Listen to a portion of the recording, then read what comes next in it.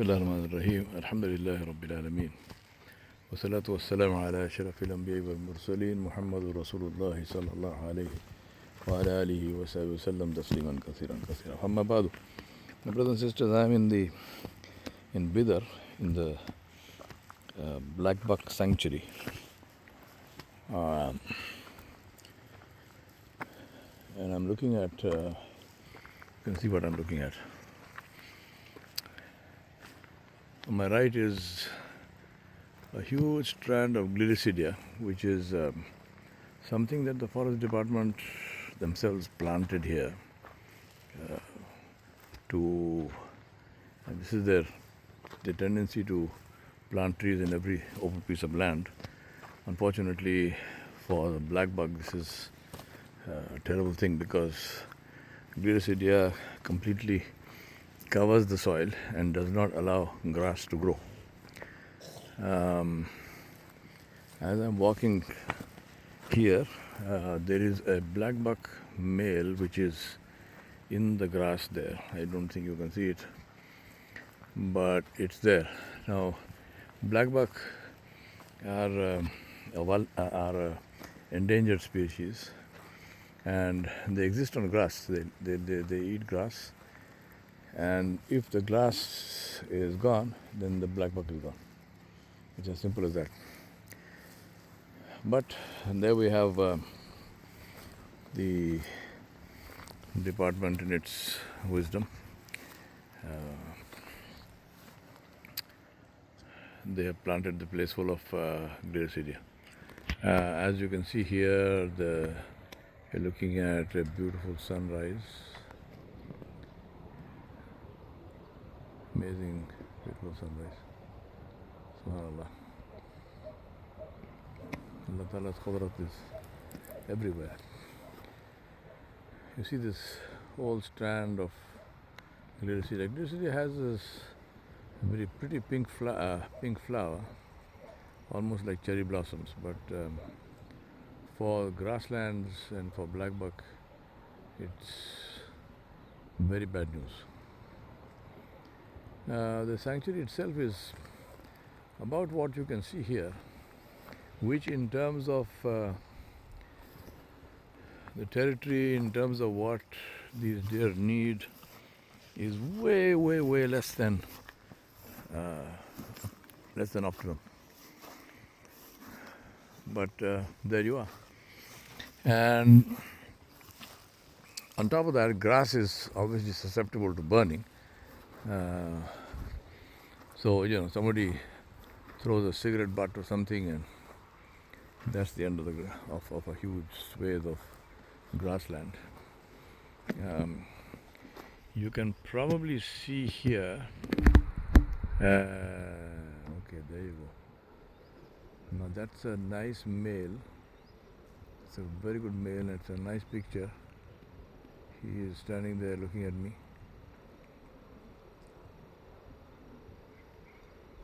And then he's going off on his own. Lovely big buck.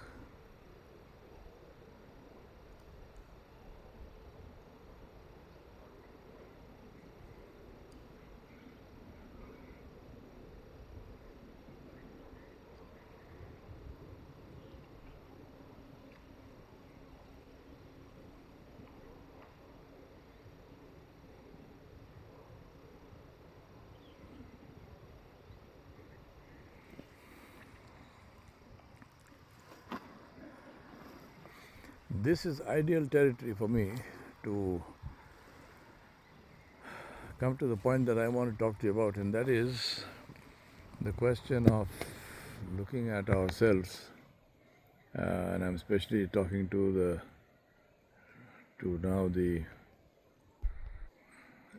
especially the youth. There's a wonderful, wonderful for want of another word, but wonderful statement by the head of NVIDIA, a man who runs a company which has a market cap which is more than the GDP of India. Now imagine this one company if it were to be a nation state, it would be bigger than India in terms of its GDP. And it's run by one man. Obviously, he's the head of the company. Now, he says that the millionaires of the future will not be people with college degrees. They will be plumbers and electricians, because AI will automate and take over everything which can be automated and taken over.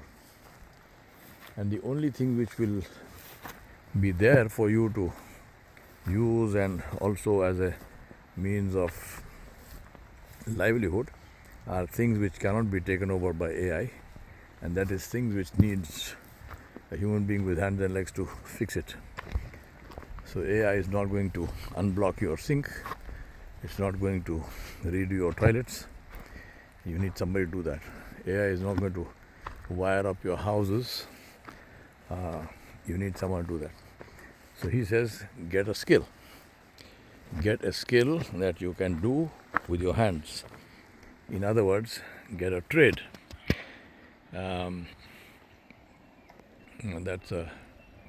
That's a beautiful city. As you can see, the flowers are very pretty, but this is serious bad news for grasslands. So to come back to my topic, he says, do something with your hands, get a trade. Now, believe me, I can't possibly agree with that more. I completely agree with it, and I strongly recommend for all of you to go and learn something that you can do with your hands. The issue is that many people seem to have attitudes of, ridiculous attitudes where they look down on tradespeople, on tradesmen and tradeswomen, and they think that there is something wrong with, something infradig and something not so nice about working with your hands. And that's why I say to you, first and foremost, if you have any reluctance to learn, ask yourself, what is the reason? If you say, I don't like to become a plumber, ask yourself, what is the reason? That reason might be a cancer of your mind, where you are looking down on something which is something which takes a lot of skill, and which, when you are in trouble, that's like the elixir of life. And somebody who can do that, I've got two wonderful friends in West Springfield who are absolutely fantastic people with their hands, highly skilled people who do wonderful work, and they're doing very well for themselves.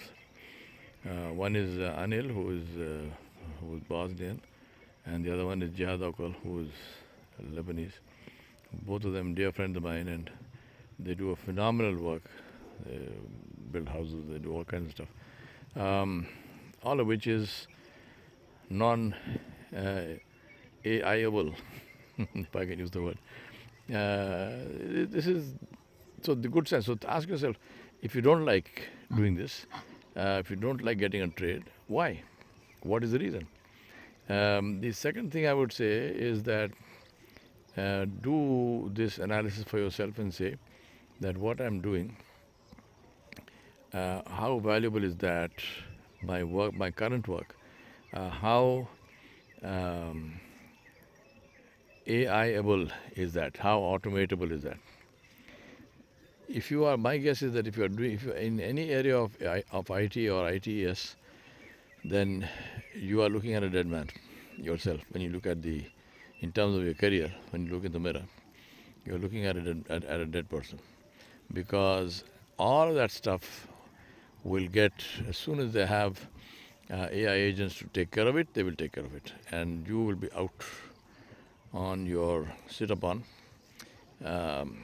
looking for a job, without any talent, without any trade in your hands. That's not a nice situation to be in. And, I don't know if it's a matter of comfort for you that you would have brought that on yourself.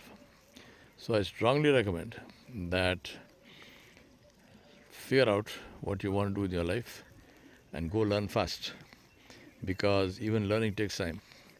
And AI is on your neck, whether you like it or not. I'm not against AI or something. It's not a matter of being against or not against. It's not AI is not an ideology. It's a tool. I'm just looking at the future as I know it or I can see it, and I'm not a magician, and that's why I'm quoting the head of NVIDIA. But think about it from your own perspective and say, what do I want to do with my life? And then go ahead and, do something about it. We ask Allah subhanahu wa ta'ala to help us to do that which is pleasing to Him and save us from that which doesn't please Him. وصلى الله على نبي الكريم وآله وصحبه أجمعين برحمتك يا أرحم الراحمين.